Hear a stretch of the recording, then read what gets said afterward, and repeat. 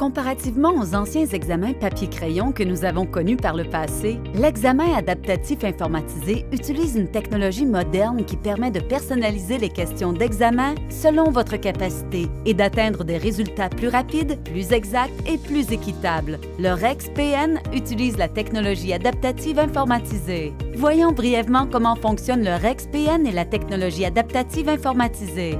L'examen adaptatif informatisé a comme but d'établir la compétence de chaque personne en déterminant le degré de difficulté des questions auxquelles elle peut répondre correctement de manière constante. Nous avons invité ces candidats à un centre de conditionnement physique parce que nous estimons que leur séance d'exercice est une bonne façon de vous expliquer rapidement les principes de l'examen adaptatif informatisé. Disons que chaque haltère représente une question et que nous voulons trouver l'haltère de poids maximum que vous pouvez soulever ou, en d'autres termes, le degré de difficulté maximum des questions auxquelles vous pouvez répondre correctement. Dans cet exemple, l'entraîneur a établi que l'haltère de ce poids représente la note de passage et que cette dernière correspond à la compétence minimale exigée pour exercer la profession infirmière de niveau débutant. L'examen est conçu pour déterminer si vous pouvez répondre de manière constante à des questions qui sont plus difficiles que la norme de compétence minimale, qui est, dans notre exemple, un haltère de ce poids-ci.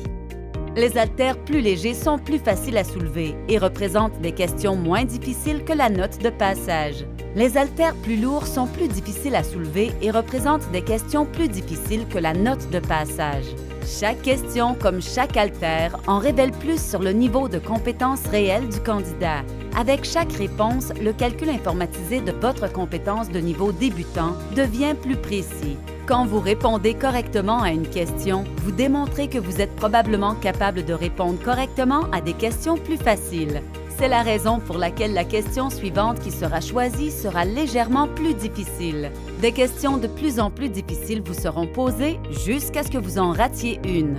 À ce moment-là, la question suivante sera légèrement moins difficile. À ce moment-là, la question suivante sera légèrement moins difficile. Si vous répondez correctement à cette question, la question suivante sera légèrement plus difficile et ainsi de suite jusqu'à la fin de votre examen. Tout le monde rate des questions, car les questions sont programmées pour être de plus en plus difficiles jusqu'à ce que la personne réponde incorrectement à une question. Le fonctionnement de l'examen adaptatif informatisé est illustré par ce graphique qui représente le progrès d'une personne. La ligne bleue représente la note de passage. Les questions en dessous de la ligne sont des questions dont le degré de difficulté est inférieur à la note de passage. Les questions au-dessus de la ligne sont des questions dont le degré de difficulté est supérieur à la note de passage.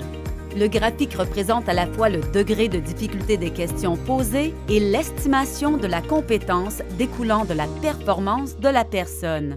Dans cet exemple, la personne a répondu correctement à une série de questions de plus en plus difficiles, puis elle s'est mise à répondre incorrectement à quelques questions. Après avoir répondu au nombre minimum de questions requis, la personne a atteint un niveau de compétence qui est nettement supérieur à la note de passage. L'examen prend fin une fois que la compétence est établie et la personne a réussi. Par contre, s'il est déterminé que la personne n'a pas été en mesure de faire preuve de la compétence exigée au niveau débutant, l'examen prend fin et la personne a échoué. Le nombre et le degré de difficulté des questions varieront pour chaque personne, aussi bien pour les personnes dont le niveau est supérieur à la note de passage que pour celles dont le niveau est inférieur à celle-ci. Certaines personnes recevront moins de questions parce qu'une décision est prise rapidement sur la réussite ou l'échec à l'examen, car la personne a répondu systématiquement à des questions se situant nettement au-dessus ou nettement en dessous de la note de passage. Toutefois, une personne dont le niveau de compétence se situe près de la note de passage, que ce soit un peu au-dessus ou un peu en dessous, recevra plus de questions afin de déterminer si elle va échouer ou réussir. Pour assurer une évaluation de tout le contenu, chaque personne qui se présente au REX-PN devra répondre à un minimum de 90 et à un maximum de 150 questions d'examen. Vous aurez jusqu'à 4 heures pour répondre aux questions du REX-PN. Le temps accordé inclut un tutoriel et toutes les pauses. Une personne réussit le REX-PN si elle répond au moins au nombre minimum de questions et atteint un niveau de compétence nettement supérieur à la note de passage, répond au nombre maximum de questions et atteint un niveau de compétence supérieur à la note de passage, même si c'est de peu, ou répond au moins au nombre minimum de questions, mais manque de temps et a un niveau de compétence supérieur à la note de passage pour la dernière question à laquelle elle a répondu. Une personne échoue au REX-PN si elle atteint un niveau de compétence nettement inférieur à la note de passage, répond au nombre maximum de questions et atteint un niveau de compétence inférieur à la note de passage, manque de temps et atteint un niveau de compétence qui est inférieur à la note de passage pour la dernière question à laquelle elle a répondu, ou répond à moins de questions que le nombre minimum de questions requis durant le temps accordé. Pour protéger le public, le BCCNP et l'OIIO exigent que les candidats qui s'inscrivent pour exercer la profession répondent à des conditions spécifiques.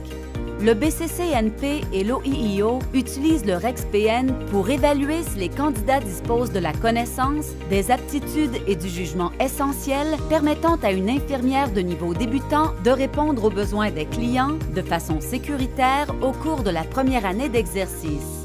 Comme un programme de conditionnement physique bien conçu peut vous aider à vous préparer à une vie saine, vous serez mieux préparé si vous comprenez comment fonctionne l'examen adaptatif informatisé.